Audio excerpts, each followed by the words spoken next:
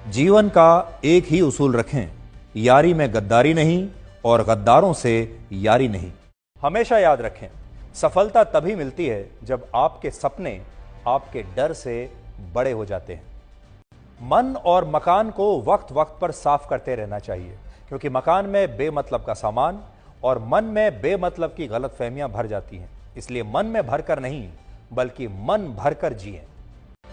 हमेशा लोगों के दिलों में सेव रहिए, क्योंकि अगर आप मोबाइल फोन की गैलरी में सेव रहेंगे तो कभी भी डिलीट हो सकते हैं।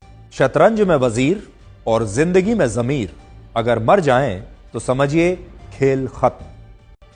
ये कलयुग है, यहां माता पिता जानते हैं कि वो रह तो रहे हैं अपने बच्चों के घर में, लेकिन वैसे नहीं जैसे बच्चे रहते थे उनके घर में। अजीब सौदागर है ये वक्त भी, जवानी का लालच देकर बचपन ले जाता है और अमीरी का लालच देकर जवानी ले जाता है। जीवन में अच्छी यादों का अचार डालिए जो दिल के मर्तबान में सालों साल रखा रहे, और बुरी यादों की चटनी बनाइए ताकि वो 2 दिन में ही खत्म हो जाए।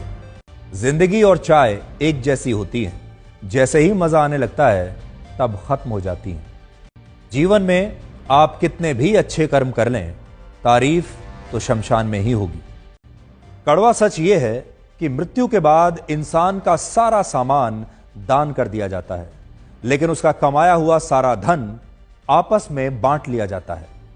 जीवन एक कलम यानी पेन की तरह है। इससे पहले कि इसकी स्याही खत्म हो जाए, आप अपनी कहानी लिख दीजिए। छाता और दिमाग तभी काम करते हैं जब वो खुले हों, क्योंकि बंद होने पर दोनों ही बोझ लगते हैं।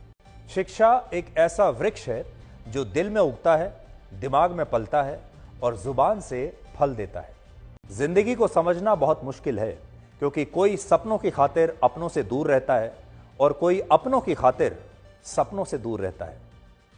कितनी अजीब बात है, आंखें तालाब नहीं फिर भी भर आती हैं, दिल कांच नहीं फिर भी टूट जाता है, और इंसान मौसम नहीं फिर भी बदल जाता है। जीवन में 3 चीजें बहुत सोच समझ कर दें: जवाब, सलाह और उधार, क्योंकि देने के बाद ये कभी वापस नहीं आते। जीवन उसी का मस्त है जो अपने काम में व्यस्त है, परेशान वही है जो दूसरों की खुशियों से त्रस्त है।